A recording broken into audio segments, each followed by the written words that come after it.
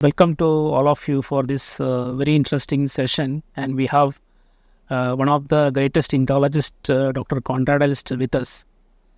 And he doesn't require any kind of introduction. But I would say he's Dr. Elst in a single sentence. He is a friend of India. He is a friend of Sanatana Dharma, which we call as Hinduism. And the way whatever my experience with him almost a decade now is that he is basically giving a lot of support to the Hindu causes, both national and international level. Some of them being the correct kind of advice for the California textbook issue. That is one of them. And the most importantly, which is relevant now, is the Ayodhya issue. So when these events were unfolding, if you look at the entire literature that is written about it, there was not a single scholar of reputation who is supporting the cause from the Hindu side. So Dr. Koenraad Elst was one of the men, and maybe the only a scholar of international reputation who was been writing from the behalf of Hindus. So that is something that Hindus cannot forget. And it is part of the history that we have like this. And of course, more closely, I am associated with Dr. Elst on the Proto-Indo-European homeland theory. So Dr. Shrikant Talagiri is a pioneer in this field, and he has given a great support to Talagiri when he was growing as a scholar.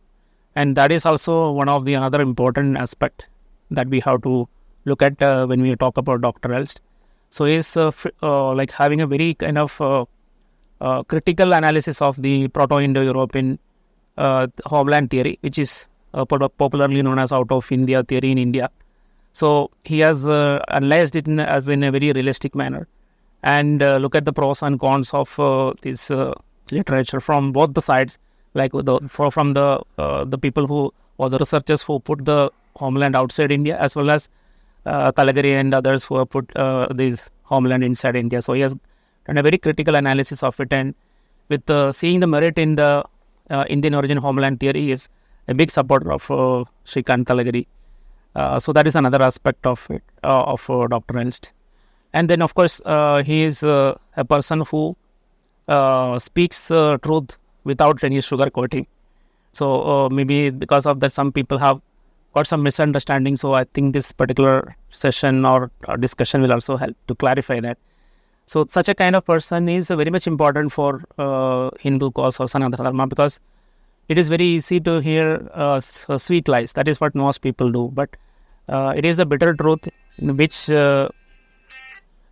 provides you with the necessary impetus to grow and understand your faultlines and grow bigger.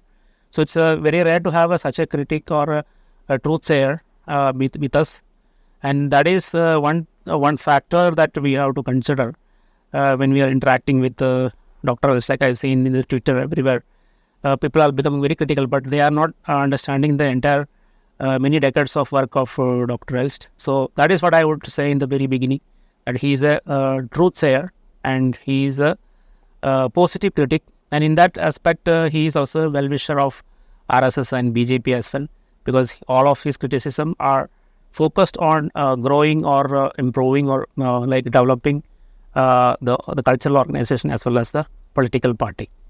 So with that introduction, let me ask few questions to Dr. Elst. So one of the things,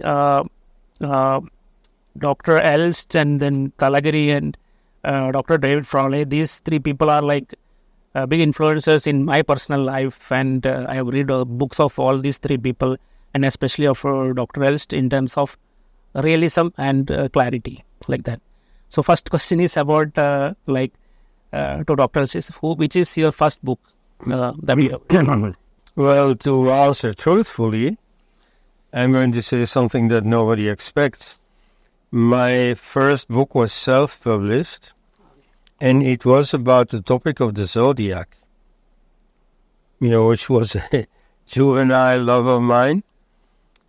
I was still in my 20s, and I just considered it as an interesting symbolic system in which very many of the great minds of humanity had invested for almost 3,000 years. So, you see, the value of astrology in predicting the future, I don't know about. I mean, I know many failures of astrology, high-profile failures, like, you see, to mention one about public life in India. In 2004, there were elections with two obvious contenders. So there was the Congress against the BJP. The prime ministerial candidates were known, their horoscope was known, the exact time of the elections was known. So if astrology worked, this was a totally open and shut case. Now, a major Indian newspaper asked 15 astrologers. The non-astrological commentators estimated that the BJP was going to win, but with a reduced majority. Of the 15 astrologers, 13, on the basis of their observations, said exactly the same thing. And one said something more complicated, and only one said correctly that the BJP was going to lose. So, you see, for astrology, this was not a good day, I think. So, you see, about the practice of astrology, I really have nothing to say. But the symbolic system of the zodiac, the more I studied that, the more perfect it seemed to me. And this is no surprise given all the intellectual investment that has gone into it over the centuries. So that book is there. It still exists in a few copies, but I am right now rewriting it and giving it a proper edition. That's initially in Dutch, but I'm sure that an English translation will come. Okay, so then the one that interests you, it concerns India, namely Ram Janmabhoomi versus Babri Masjid, a case study in Hindu-Muslim conflict. That's not a very good book. I'd say that that's a journalistic book that basically just gives an overview of the existing affair, how it has come about, what the different theories are, and gives a first estimate of what to think of these theories. And already it clearly takes sides and is in favor of the existence of the temple, which was nothing special. After all, all parties concerned had been in agreement on the existence of the temple until like 2 years earlier. And so the real debate was only about what are we going to do about it today. Should the pre-existence of a temple lead to the rebuilding of the temple or not? But then the secularist historians had decided to not take the easy position of, we should let bygones be bygones and let the past be the past. No. They took the trouble of actually denying that there had been a temple there. That's when the whole thing started. You see, the Ayodhya affair would have remained a small affair, a manageable affair, without this. And indeed, that's how the government of Rajiv Gandhi saw it. You see, they were working out some typically Congressite horse trading agreement with some sweeteners for the Muslim leadership and the temple for the Hindus. And they thought that they could get away with it, and normally they would have. But so because of this sudden declaration that the Babri Masjid was the Mecca of secularism and it had to be defended at all costs against the rising tide of the ugly Hindu hordes, suddenly it became politically very difficult. Congress didn't really dare to go for it anymore. And then the BJP took it over. They also mismanaged it, in my opinion. And so some violence happened. Some people were killed. And here I'd like to mention the Kothari brothers from Kolkata, who were killed by the troops of Mulayam Singh Yadav. So I visited their family in Kolkata, and of course, I saw the glorification of the boys on, the walls and so on in their house. But I mainly came away with a feeling of enormous sadness. And I thought to myself, but was it really necessary? Could this have been avoided? Could the temple be achieved without bringing these sacrifices? Now, sometimes in life, sacrifices are necessary and unavoidable. In this case, after more than 3 decades, my considered opinion is that this could have been avoided, because it wasn't really a very conflictual issue. Anyway, so at that time I only limited my endeavor to just describing the situation at the time. So that book in itself was not especially good, especially important. However, the BJP liked it a great deal because it showed that a Westerner could actually choose the side of the Hindus, whereas all the other Indologists and so on were in the pocket of the secularists. And so he actually presented my book in a press conference. The publisher Sitaram Goel then took the opportunity to make L.K. Advani more or less against his grain. Also draw attention to Sitaram Goel's own book, Hindu Temples, What Happened to Them, which is, I think, a more fundamental, more important book.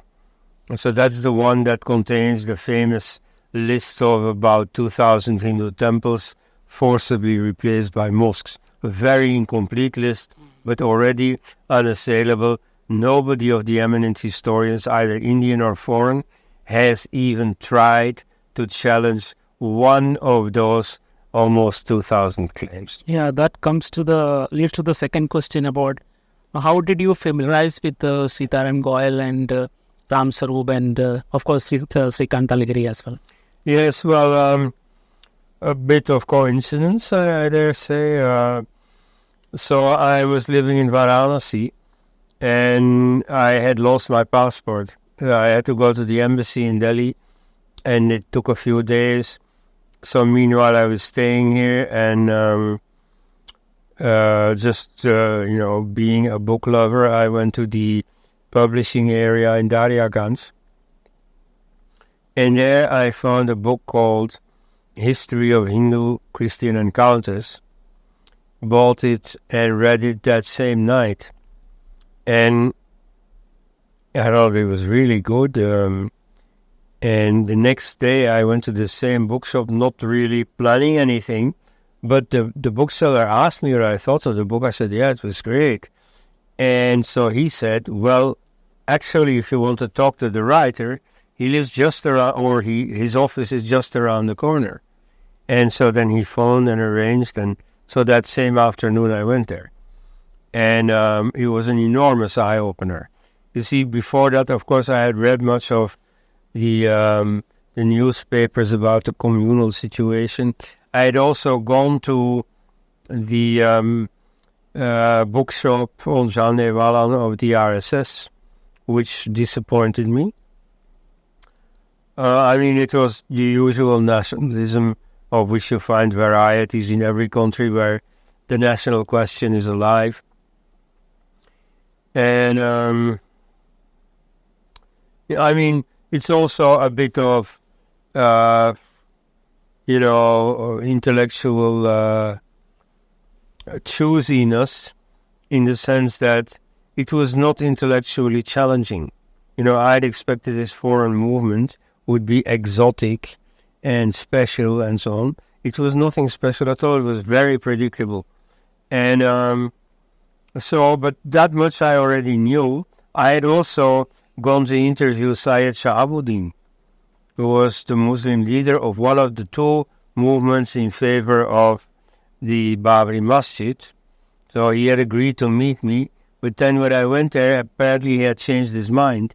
So he sought excuses not to meet me, so I didn't meet him. Though I think he's an interesting fellow. He did a few things that really are milestones in Islamic politics.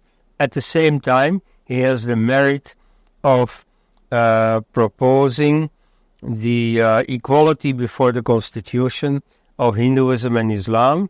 Today, Islam is privileged, is protected by the constitution against government interference. Hinduism is not. And that's why a number of Hindu organizations like the Ramakrishna Mission, like the Lingayats and others, the Sarna tribal religion in Jharkhand, and so on, have all been queuing at the exit door and going to courts, asking them, please recognize us as a non-Hindu minority, because that gives us privileges, whereas being Hindu only brings us trouble. He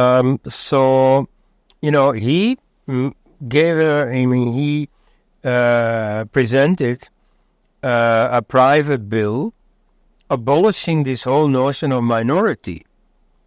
He's down with this discrimination. Instead of minority, Article 30, which is the one that gives a special status to minority schools, should say every religious community or every linguistic community also. Yes. And so that equally counts for majority and minority. In many cases also, it's not clear who is what. Like Muslims are a majority in Kashmir and are a minority in many other places. It can also change. Yeah. Like the Christian states in the Northeast weren't always Christian, and so on and so on. So you see, in a real secular state, you don't have this nonsense of minorities. So that was a very good proposal. Of course, nobody ended up supporting it. Now, I had already done a bit of work on the communal issue, but then when I met Sitaram Goel, suddenly you see, my eyes opened and I started understanding it. Okay. And so the end of it was, when I left, he explained this whole Ayodhya issue. I said, well, you see, since nobody really knows the true story of it, I'm going to write about it. And so he friendly, wished me the best with this project. But in himself, he thought, well, nothing will ever come of it. Nevertheless, I did write that book. So that's my first book. It's not content-wise nothing very special, but the fact that I wrote it and not some Hindu militant, that made all the difference. Yeah. And you also subsequently met Ram Sarup and later Talagiri as well. Well, it is Sitaram Goel then who took me to meet Ram Sarup. He lived at the time in some rooftop apartment above a house owned by big businessman Hari Prasad Lohia. I'm presently writing a paper on patronage in Hindu tradition, and so I start with Rishi Bharadwaj, the very first Rishi, and the Dhamma Stuti, the praise of his patrons that he wrote, and so that has remained the Hindu tradition ever since. And so you have great patrons on a very large scale, like Vikramaditya, like Raja Bhoja, like Krishna Deva Raya. And so you have Hari Prasad Lodhia, who sponsored Ram Sarup. And so after the jobs he did in his junior days, like he worked as a secretary for Madeleine Slade, who had been a follower of Mahatma Gandhi. So after that, he didn't have to work. He could spend all the time studying and writing. That was Ram Sarup. We discussed fundamental issues. Ram Sarup was more the person for the day-to-day events. He talked more about ideas. And so the last of it was 1998, when I gave him a copy of this book, Idolatry, by two Israeli philosophers, where they try to give a modern defense of the notion of idolatry, and that idolatry is bad. And so they want to, deliver it from the whole baggage of iconoclasm, but nevertheless show that ultimately it's an intellectual achievement to drop idols. And so, we were going to work out a Hindu answer to that. Unfortunately, the next time I met him, it was as a fresh, corpse, in the case of such a great man, lying on his bed. He had left a rooftop apartment because Hariprasad Lohia had died, and he had moved in with his sister-in-law. His brother had also died. But so that house, that was sort of the family home.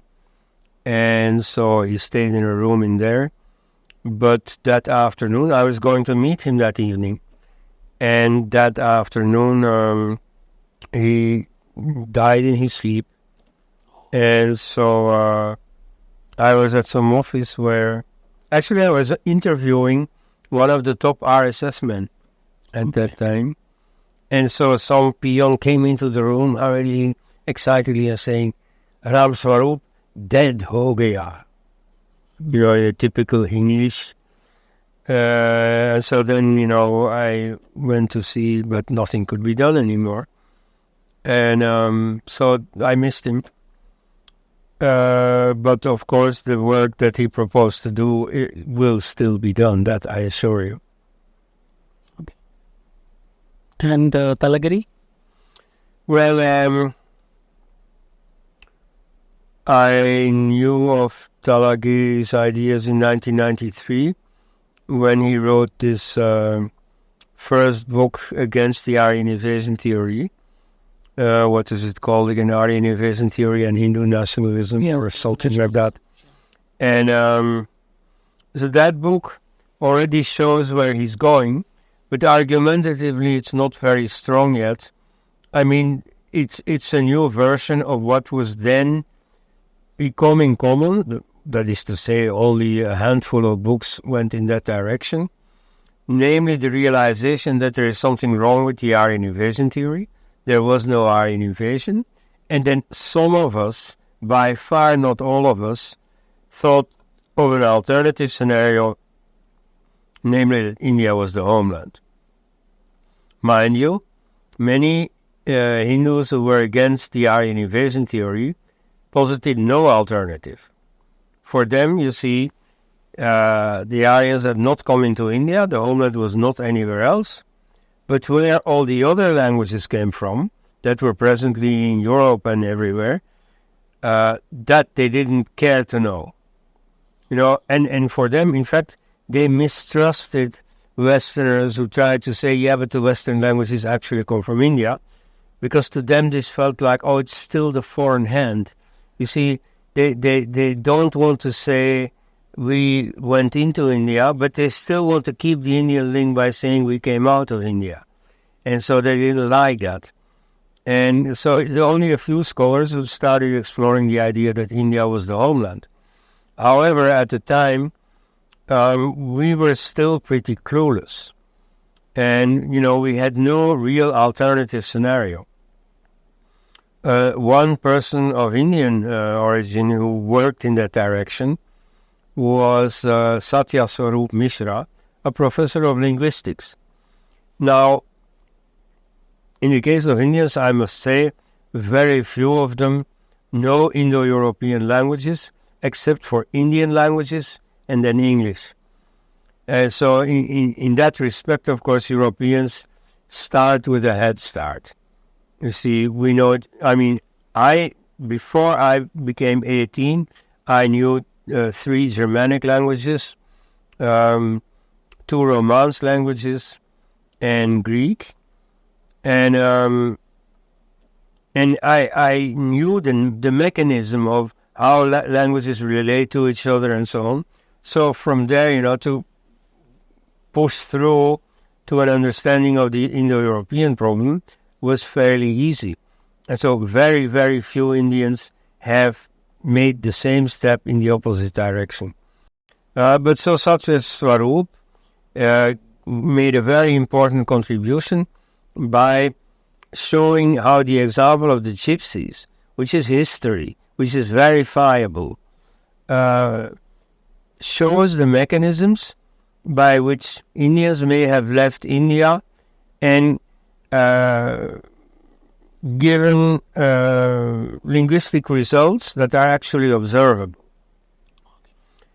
Like, for example, he argued that the conflation of Indo-European A, E, O, three different vowels you find in Greek, for example, collapse into all A in Sanskrit. Now, is this necessary? Some Indians say, well, it could be the other way. It could have started as A in Sanskrit and then differentiated while the languages moved out. Personally, I don't think so. But okay, it's an interesting possibility to explore. And so he shows that this is exactly what happened with the Gypsy languages. Like also, for instance, an argument often used by the invasionists is that the existence in India of retroflex sounds, sh instead of sh and t instead of t, that is a Dravidian trait that only Indo-Aryan has taken over, namely when it came into India. Now he shows that many Indians who leave India actually lose these sounds, like many Indians who move to America, when they visit their family 30 years later, already, they still know Hindi or Kannada or whatever, but already these sounds have eroded sharply.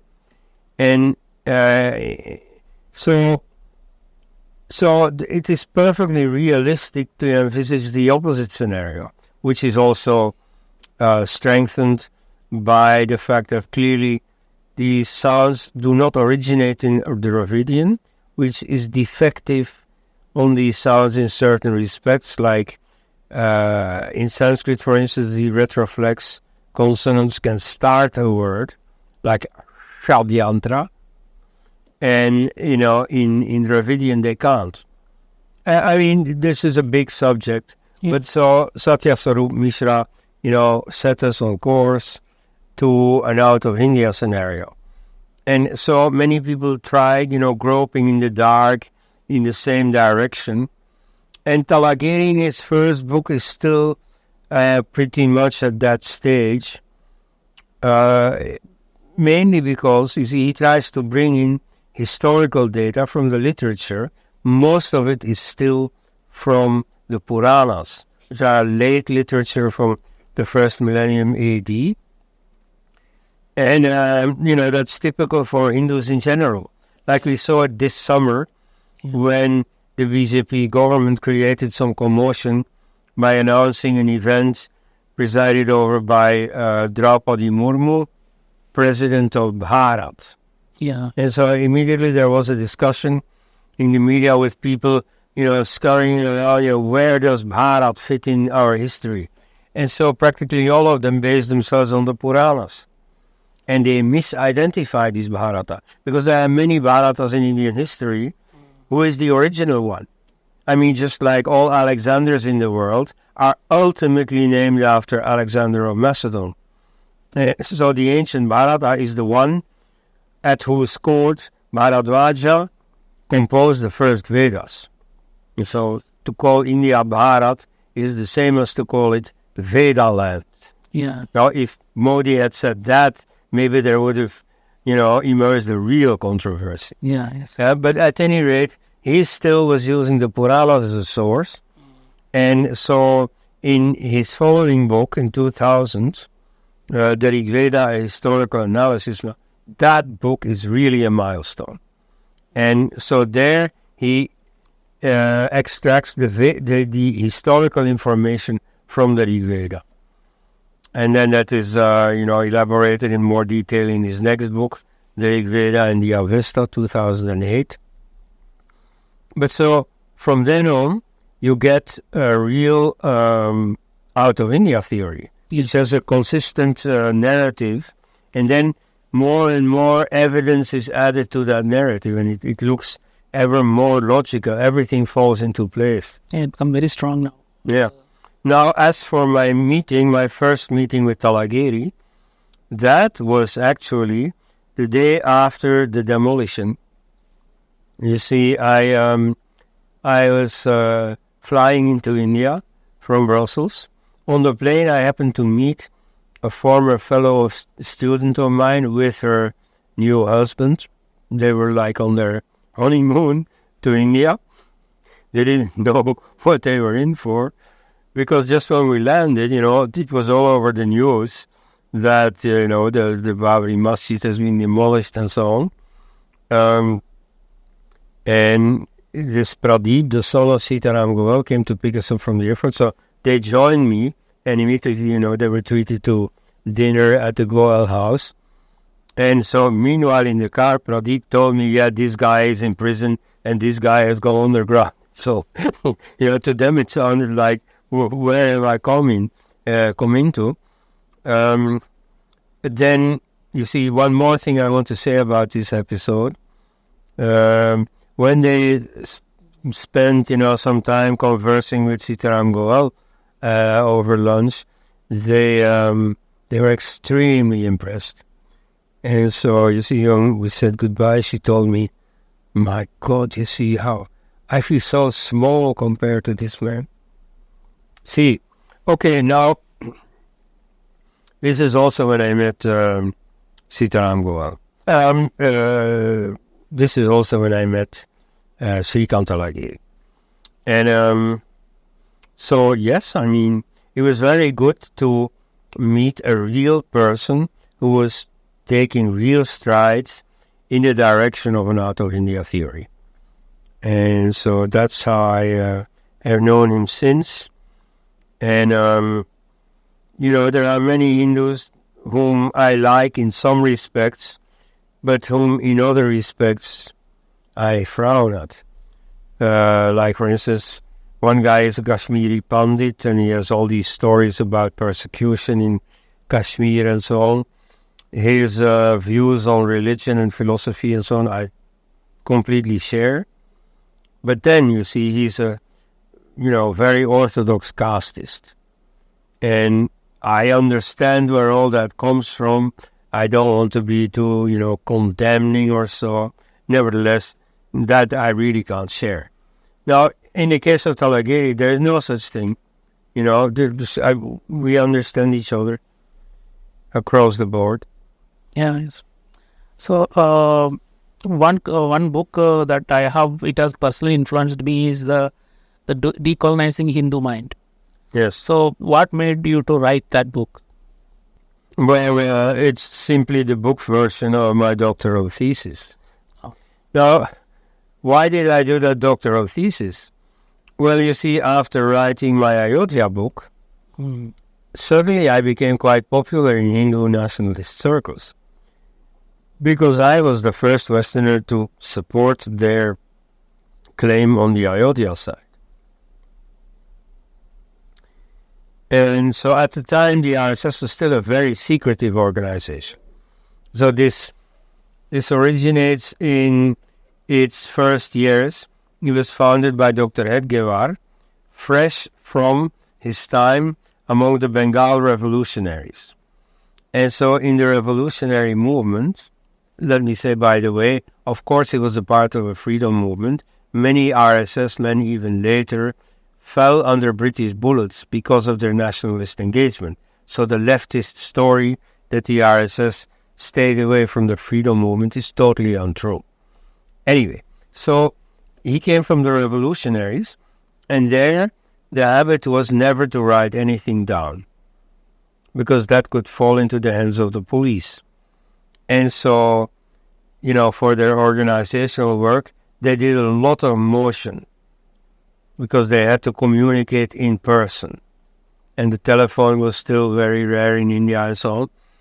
Now, that approach remained with Hedgewar when he founded the RSS. And so this idea of RSS men in motion, that remained with them. Today, I suppose it has gone, but, in like 1990, it was still very much there. What was her name again? Mrs. Sondhi, the wife of some RSS bigwig. She told me it's a status symbol among them to always be in locomotion. And RSS man, he always says hello to you and immediately adds, yes, I am coming from Bengaluru and tomorrow I go to Mumbai, and like that. And so they were very secretive. And so for them to open up the gates, not just for a stranger, but for a foreigner, it was totally not done. And so I gained their trust by my open espousal of the temple claim. And so then you see the whole world opened for me. And then I realized, well, you see, this is a perfect opportunity to write thoroughly about the Hindu movement, something that no one else can do. And so that I did.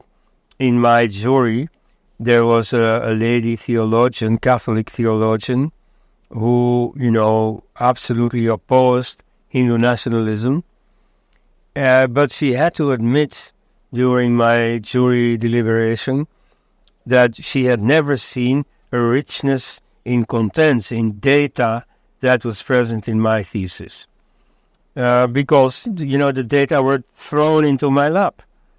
And they were just there. I was extremely lucky.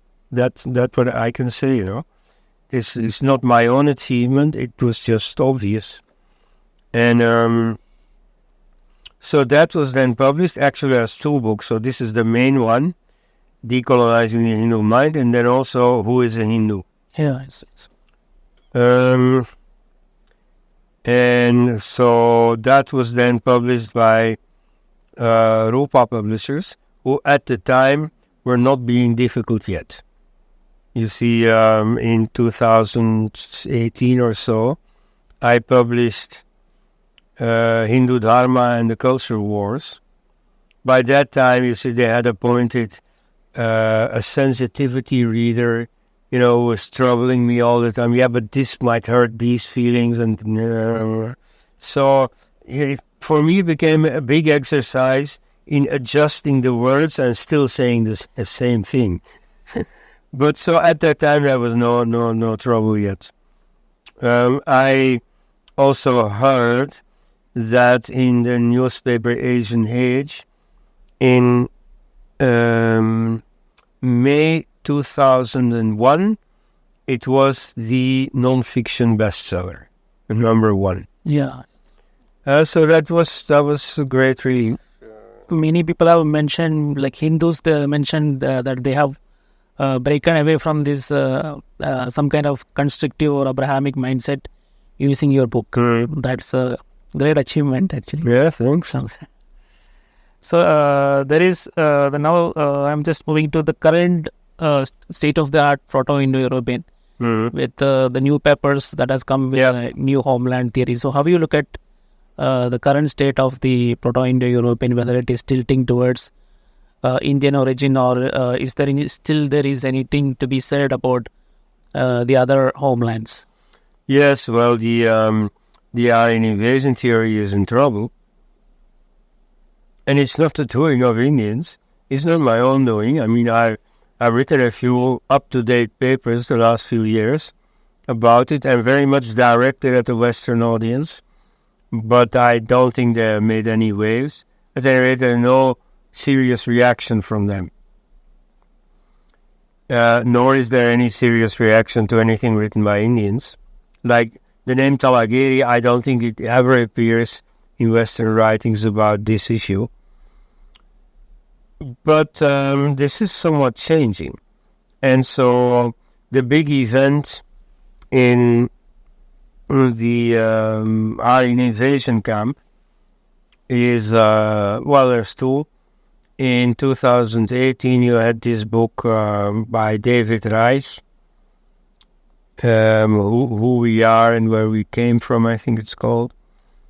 And so he argues that there was a genetically identified influx of people from Central Asia into Northwest India about 1800, 1600 BC. So everybody jumped up, certainly in India, where this is not just a scholarly issue, this is very much a political issue. So all the secularists and all the anti-Hindu forces jumped up and said, now the Aryan invasion has been proven. Now, you see, not being a geneticist, I don't want to dissent from anything found by this top geneticist, David Reich. He may have identified an influx of people into India. Why not? You see, there have been so many influxes of people from the Northwest. You had the Scythians or Shakals, you had the Greeks, the Huns, the Kushanas, the Turks, and, apparently at the time a number of 17% was bandied about for the number of Central Asian genes present in the Hindu male population. So I don't know how that percentage holds up exactly today, but we can agree that there is a serious percentage of foreign influx. Why not? Now, the remarkable thing is that those invaders have not done anything to the linguistic landscape in India. Yeah. They all adopted, they assimilated. Like one of the Shaka tribes was what is called in Greco-Roman sources the Getai, among them the Massa Getai, who are famous for fighting against the Persian Empire and killing Emperor Cyrus, the founder of the empire. And so the Getai become, in India, with a perfectly normal sound change, the Jats. Jats. Yes. And so they are the descendants from that tribe, that Iranian tribe. Now, they don't maintain their Iranian original language. They just speak Hindi like everyone there. They did maintain their group identity, partly because they had still a strong tribal identity and foreigner identity in India, partly because the caste system was emerging. So it's around the first, second century of Christ that you really get a division of the Indian population in box type, communities or castes. And so the Jats maintain their communal identity, and so they make it easy for modern geneticists to identify them physically. So by genes, the Jats stand out quite recognizably from their neighbors. And yet, the important point is that they haven't kept their language. They haven't tried to. You see, they have simply assimilated with what was there. And the same for each of these other groups, even for the Turks. And so they had a strong ideology of separateness, namely Islam, which they maintained at the level of religion, which they did not maintain at the level of language. So you see what makes these Aryans so special, that they maintain their language, as a little barbarian group coming from the wild and conquering this vast population of far more civilized people. What did they do to impose their language? Not only keep their language, but impose their language on this far larger and far more advanced population, and their religion, moreover. So that's very bizarre, and that really requires an explanation. Now, more important perhaps for David Reich is the fact that identifying people as moving in doesn't say anything about who these people are. Genes don't speak a language. Yeah, yes. And so, could the people who came in like 1700 BC, could they be the Vedic Aryans? Well, hardly. because, and of course archaeologists can look into all kinds of deeper details, but a very obvious fact is that linguistically, Vedic Sanskrit already was in India. Yeah. It couldn't have been brought in by these invaders Yes. if they are correctly identified, because Sanskrit was already there. Yeah. And so this is where, the age of the Vedas is extremely important. Yeah. That's another issue that, has been added to a lot, that has been clarified a lot. So far, in invasionist scholars go by the estimates launched by Friedrich Max Müller. So in India, many people think that Max Müller invented the Aryan invasion theory. This is not true. The Aryan invasion theory was already there when he became an Indo-Europeanist. But what he did do is to fix the time of when this invasion happened. So he thought it happened in about 1500. The Rig Veda was complete in about 1200. Then the Brahmanas in 1000. The Upanishads in 800 or so. I mean, it's all just estimate. There's no data in these texts that support this. And because of his enormous prestige, everybody believed him. Everybody except some of his colleagues. And so they told him, very interesting, but what is this based on? And, they noticed that, by the normal standards of academic research, as they existed already in the late 19th century, this can't be accepted unless you give hard evidence. And his pupil Moritz Winternitz remarked that, if you look at what the implications of what you say, it is that the whole intellectual evolution, philosophical evolution, from the early Vedas down to Buddhism is crammed together in a few centuries. He says it must be at least 1,000 years old, which of course conflicts with David Reich's genetic estimate. So you see that argument that the Vedas must be older is gradually making headway even in the West. Yes. Even like in the Mahabharata, there is a post-Kurukshetra or invasions, like Kamboja's invading the land of Kurus. So whatever Reach mentioned about 1700 BC could be anything like that as well. I mean, this time adding my perspective. Right. Like that. So just coming to this next question, like how can Indian scholarship be improved, or do you see any kind of gap in the scholarship or the way the Indians study their text, like Veda, Itihasa, Puranas?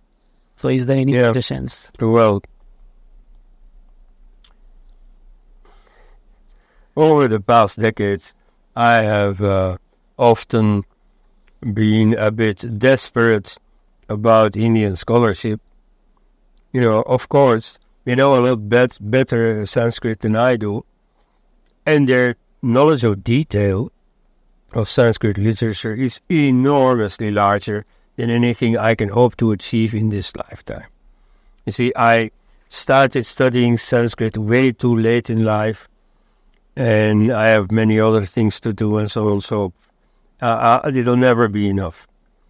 Now, fortunately, I don't have to, because there are so many Indian scholars who already have this knowledge. And so that job they can do.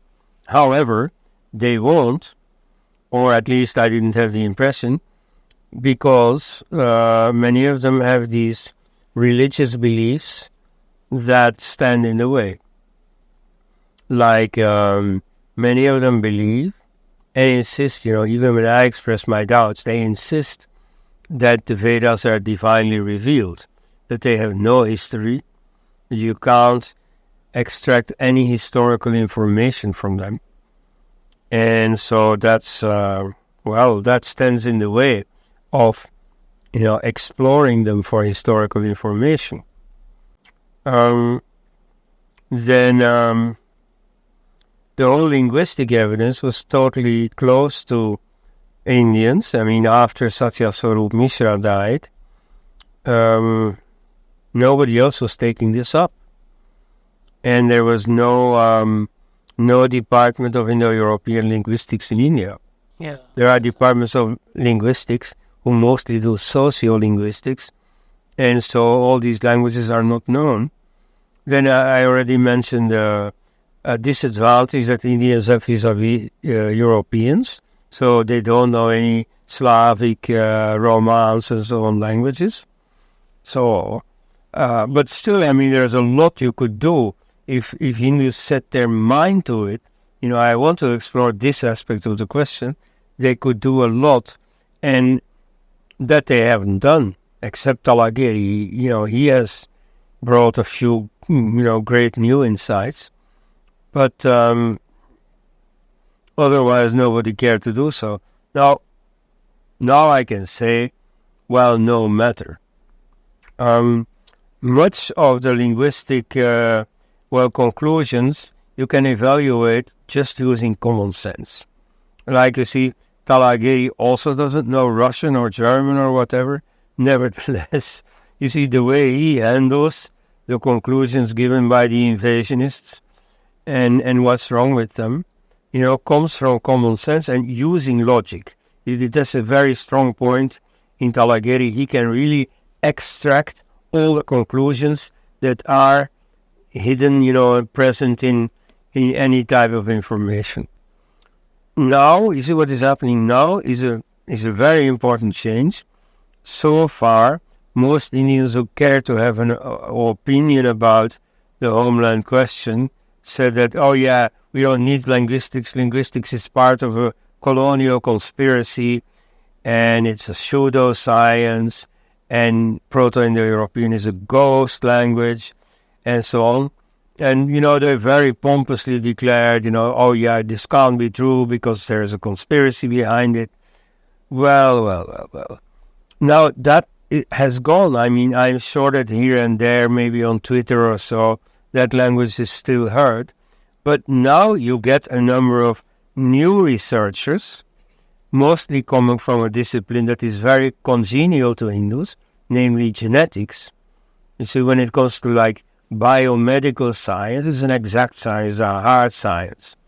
And so all Indians, I think it also counts for yourself, before they start following their heart and doing philosophy or history or so, first they prove to their parents, yes, I can become an engineer, I can become a doctor. And so a number of Hindus have proven themselves as geneticists, in the new science, and immediately can make themselves useful in the Indo-European debate. And so among them, you find a new familiarity with the linguistic data. You see, they too won't study each of these intricate etymologies that have been developed, but at least they know the general conclusions, the general drift of reasoning of the linguists, which has become a lot easier. Here, Hindus have been helped enormously by technological developments.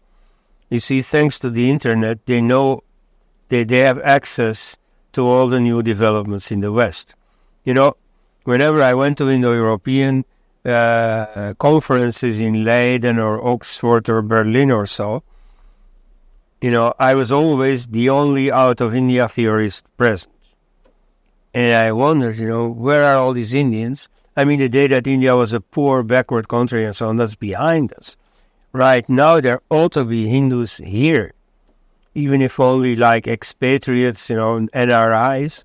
No, nobody cared.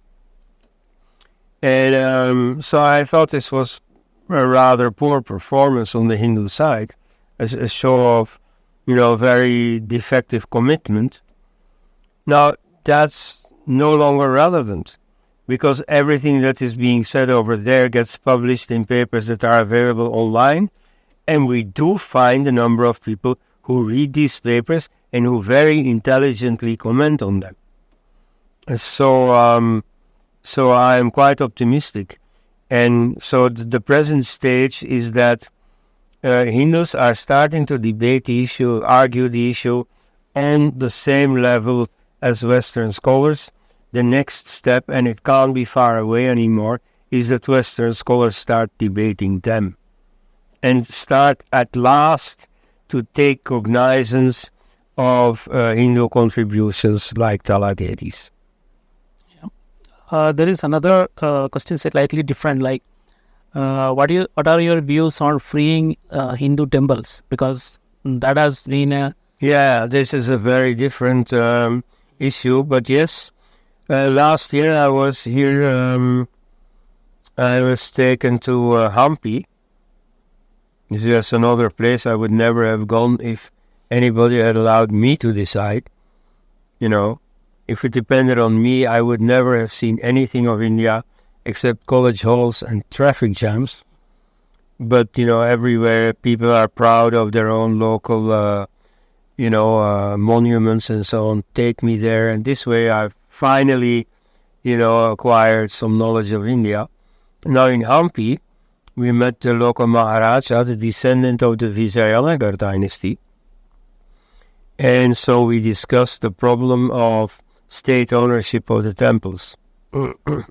His case is a bit special because here it's about the temples that used to be owned by the Vijayanagar dynasty. So they have already been nationalized in the British period. Most temples in India in that situation have been nationalized by the secularists, including the BJP. And so I agreed with him totally that, these things should be released and control should be handed over to the people who use these temples. And the common argument, yeah, but corruption, first of all, is a very funny argument coming from politicians. I mean, where is corruption in India? But, even, to the extent that it has a point, it can be remedied. I mean, and, here I am not at all a specialist on, bookkeeping and business and so on. But I know that in the business world, there are mechanisms to control and to contain, to remedy corruption. So these can be applied to temples also. So there is no valid excuse except the desire to loot those temples, to keep them in government hands. So they can be released. Over there I was interviewed and I gave one example, I repeat it, is the Uluru Mountain in Australia. It's in practically the geographical center of Australia. And so one of the local Aboriginal tribes used to keep it as a sacred place with its own rules, which are not always very, very woke. You can be anti-colonial, but nevertheless there was a clear discrimination between men and women there, as in many sacred places like Sabarimala in India. But nevertheless, the Australians, after taking their country from them, felt that they were indebted to the Aboriginals and so gave them back this sacred site. And, nobody regrets it. There are no, opinion articles in Australian papers saying, deploring this, this was ours, why did we give it away? No, this was the right thing to do. Everybody agrees. And so this can be done in India. Now, for what I hear, in Hampi nothing has changed yet. We have to keep pushing for it. I think that the coming elections might be an occasion. You see, you hear on all kinds of platforms, Hindus complain that the BJP is not doing anything pro-Hindu. Of course, it has been playing up the Kashmir normalization, that's something. But of course, in the constitutional articles concerned, there is no talk of Islam or Hinduism. And so if it had been seen as, doing something against Islam, I don't know if the BJP would have dared to do it. Then as for Ayodhya, that's not the doing of the BJP. It's a cosmic coincidence that the release of this temple by the Supreme Court and, making ready the new temple happens to coincide with the BJP in power.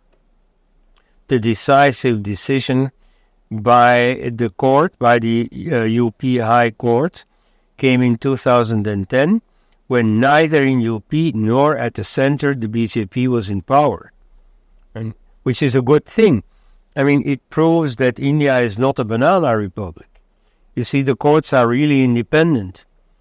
And so against the increasingly secularist anti-Hindu Congress party, which wasn't always the case, it gave this ruling on the strength of the evidence.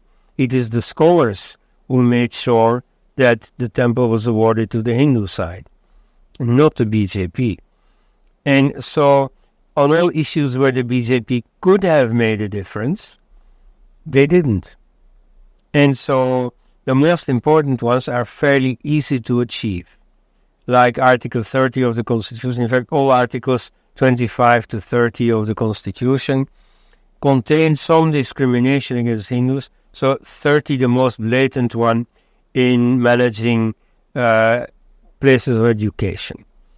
And so a proof of that is the Right to Education Act, passed by Congress together with the communists, that ensures, perhaps laudably, that schools have to take in non-paying pupils, but only Hindu schools.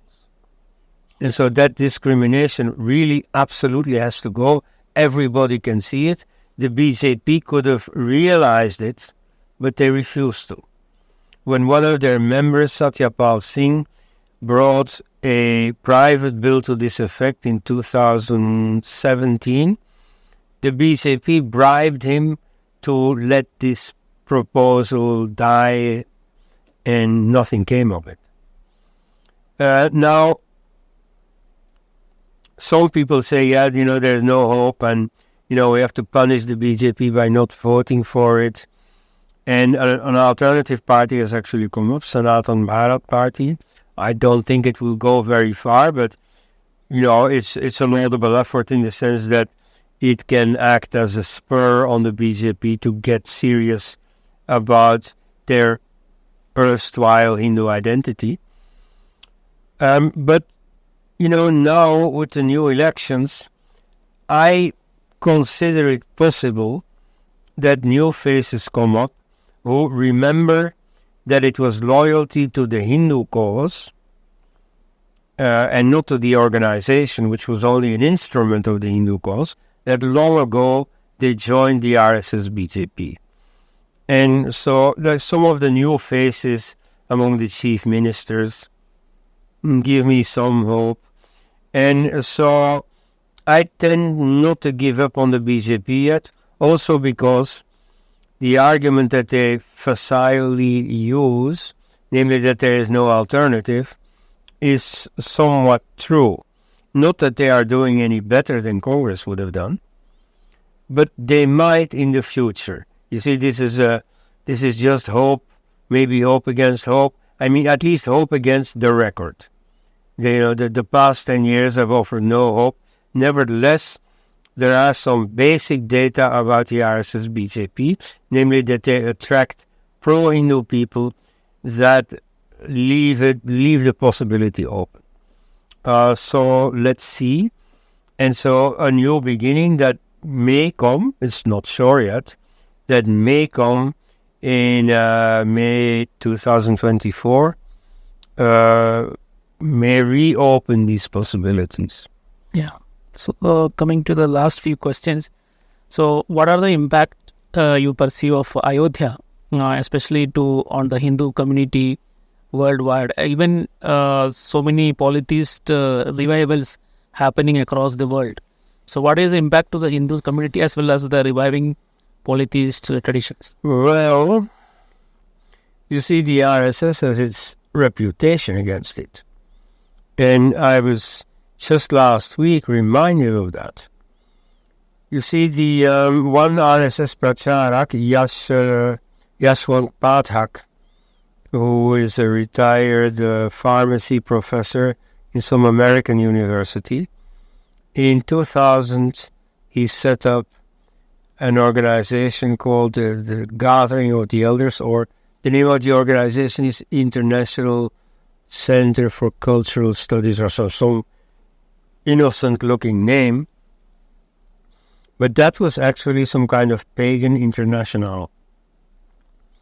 And so it brought together traditional religions, non-Islamic, non-Christian, from all over the world. Maori and Guatemala and Kyrgyzia and everywhere.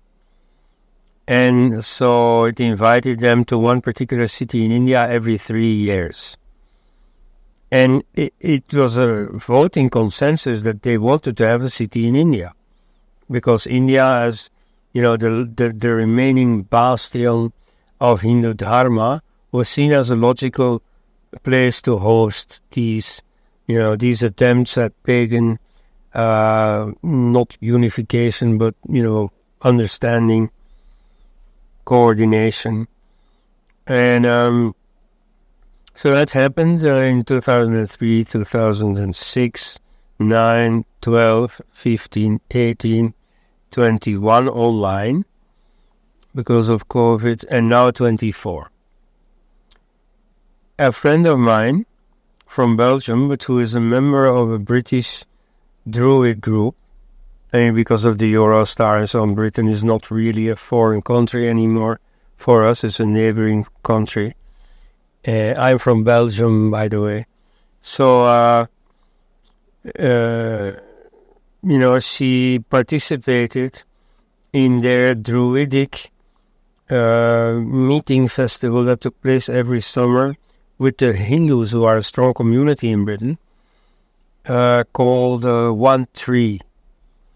And so that stopped a few years because of COVID, then it restarted. But now there's a problem.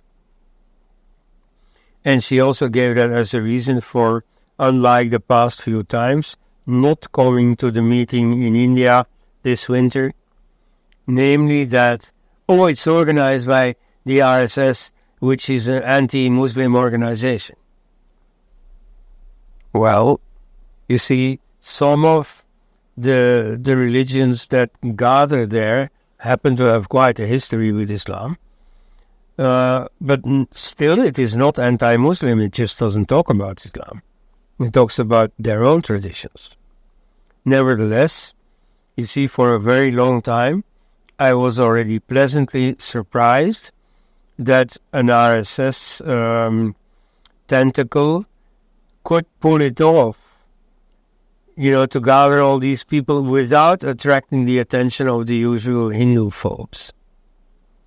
Now, clearly now my long-term rejoicing at this has come to an end. And so, if this could happen in England, I suppose it can also happen elsewhere. And so quite a few people who used to come there are not going to show up. So, I think Hinduism is extremely well placed to guide that kind of reconciliation and coordination between the different pagan religions, but the RSS is not. And so this is all the more topical now that the World Hindu Conference last month in Bangkok decided on a resolution decreeing Hindutva as the more proper name for Hinduism or Hindu Dharma. I mean, I had already noticed that many RSS rank and file do use the word Hindutva where other people would use the word Hinduism. And I already thought that this is a mistake, also because the man who launched the term Hindutva, namely V.D. Savarkar, explicitly emphasized that Hindutva is not the same thing as Hinduism. So, you see, the word Hindutva has a very negative meaning for the rest of the world, to the extent that they follow the news from India, because many people don't. But so those who do think that Hinduism means Hindu fanaticism. And so to say, oh, Hinduism is really Hindu fanaticism, I don't think that's a good idea.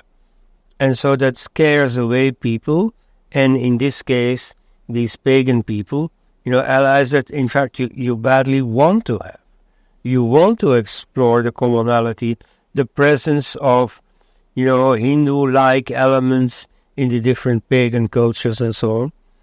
At the moment, that's a bit of bad news. Maybe it's not that important, but I mean, if you want to guide, if you want to be the vanguard of Hindu society, as the RSS sees itself, then you should be wise enough and world wise enough not to make mistakes like that. Yeah. This Ayodhya temple opening, that will create an impact. What impact that will create? Yes. Well, strictly speaking, it need not create any impact, in the sense that, well, now there's just one more temple of Hindu worship. There are already so many. So it's not that important. Also, as an attractor of Hindu pilgrimage, especially on Ram Navami, Rama's birthday, that was already being done while the mosque was still standing, but functioning as a Hindu temple. The new situation need not make much difference.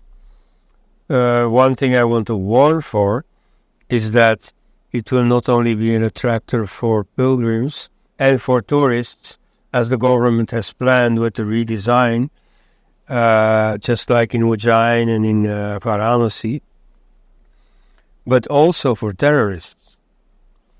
And so, you see, terrorists need to be lucky only once. To keep the temple standing, you have to be lucky every day or in every terrorist attempt. Whereas you see, if the terrorists manage to smuggle one bomb in there, well, there your temple goes. And I mean, at the moment, terrorism isn't a hot news, this is one merit of the BJP government.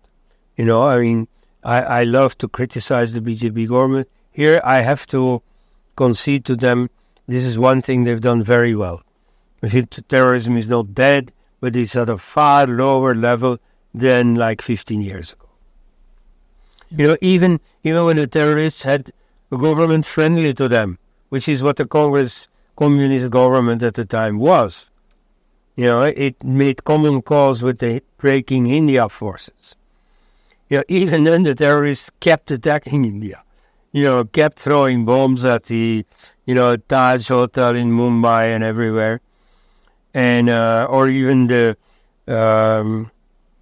Parliament building, well, that was under the Vajpayee government, but they would have done it anyway under a Congress government, because they're anti-India. They're not anti-BJP so much, they're against India. So they're also against the Congress government. Now, but the Congress government never could handle terrorism properly, precisely because of the leaks, in the government machinery, because there were many people who were, more than the top politicians, really in cahoots with the terrorists. And so someone from the police has explained, the police has been getting a lot better at neutralizing terrorist plots. It's parallel as what has happened in Europe. And so they're also helped by the new technology and all that. So they're better at preventing planned terrorist attacks. However, under Congress rule, many times the police wanted to go into action on the basis of their latest information, and they were stopped. Their hand was stayed by the politicians in power. Now that has stopped under the BJP. And so this like really evil form of corruption, that has been taken down by the BJP with results that all Indians enjoy. So terrorism is much less. Nevertheless, with a very demonized target like the Ram temple, they may do their best to strike once more. Now, for Hindu society as a whole, well, it should, of course, be a factor of self-confidence. The secularists are not all-powerful. They cannot stop all Hindu self-respect. And I emphasize Hindu self-respect. Some people say Hindu pride and Hindu supremacism and Hindu Rashtra and so on. That's all not necessary. Hindu self-respect, that's good enough. So to build a temple on your own sacred sites, that shows self-respect. And in fact, that's all you ought to know about this. You see, we have won the history debate. Let there be no doubt about it. The eminent historians have bitten the dust. You see, they have been completely defeated on the evidence. Nevertheless, the fact that we won the history debate does not mean that the history debate was important. I mean, for us as historians, it was cute, it was fun to, really exercise our skills and then be awarded with victory. But nevertheless, it was not about history. You see, the Hindus go on pilgrimage to Ayodhya. They went on pilgrimage throughout the centuries, whether it was under Muslim occupation or not. They tried to get as close as possible.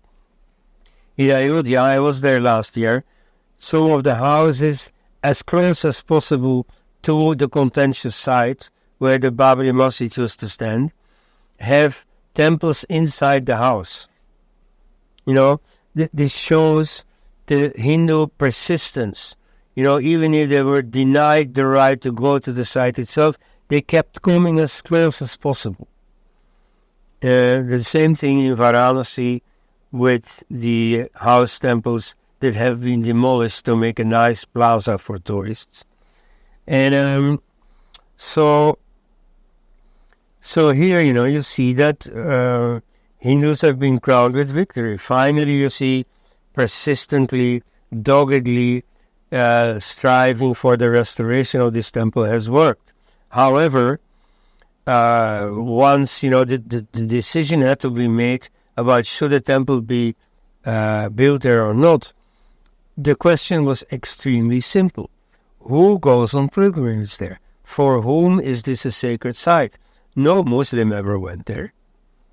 And so Hindus kept on going there, and this is a sacred site for whomever treats it as a sacred site.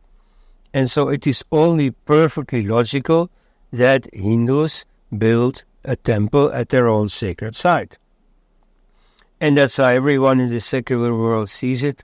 Like France, the motherland of secularism, has a Catholic sacred site called Lourdes, where supposedly the Virgin Mary appeared in the 19th century. Now, most of the governments in France have been militantly secularist. And all the ministers concerned with administering this particular, pilgrimage that developed to this site laugh at this Catholic belief. And yet, they simply arranged for pilgrimages to be facilitated to this Catholic site. That is the normal secularist thing to do.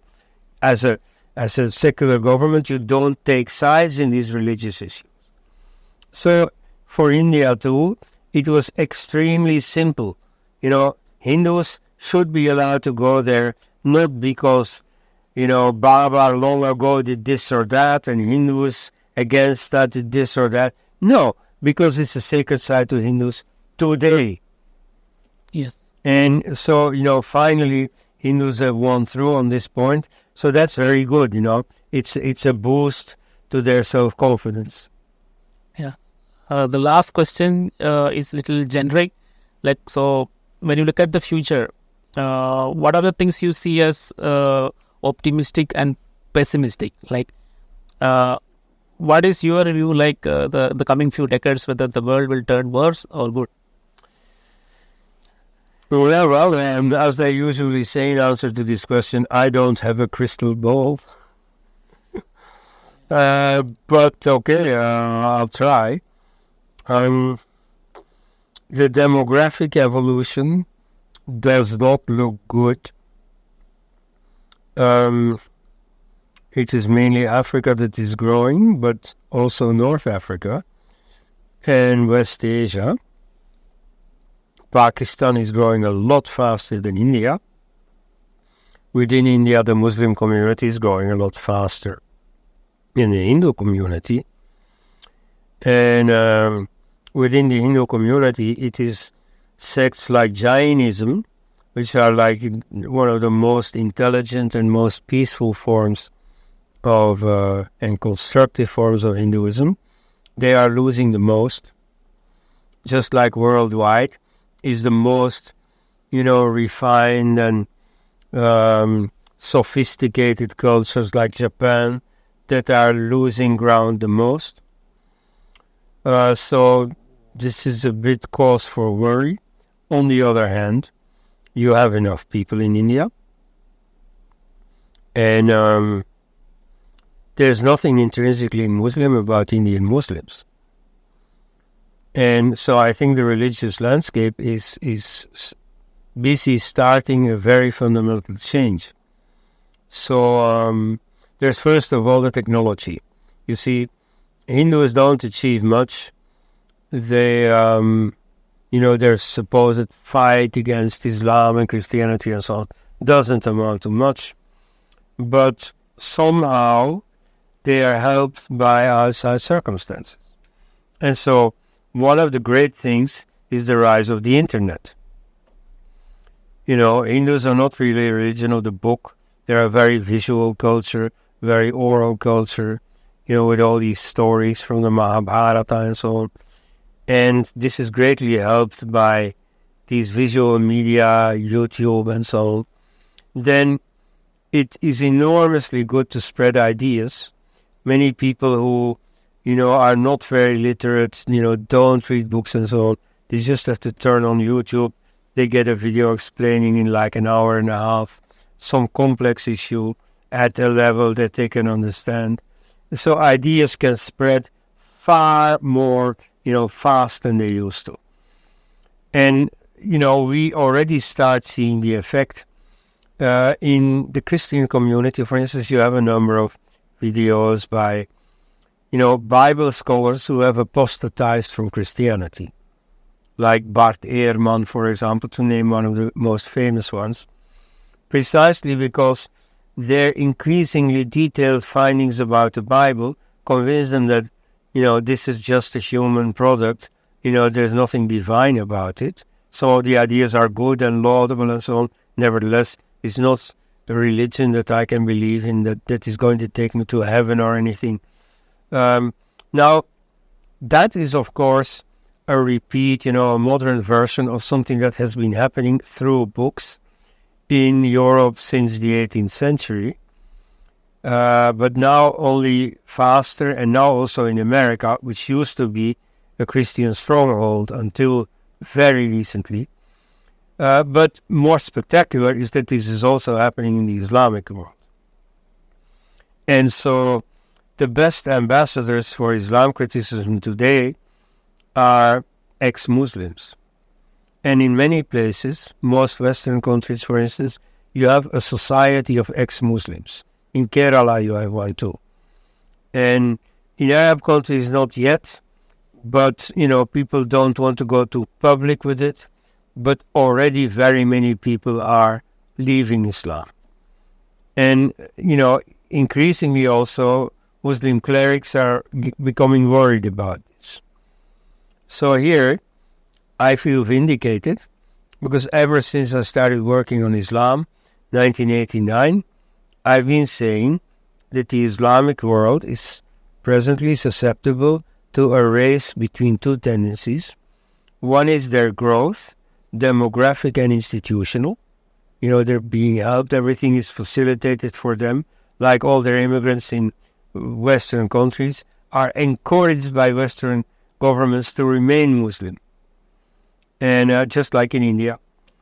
And at the same time, there's this opposite tendency, namely the hollowing out of Islam from the inside.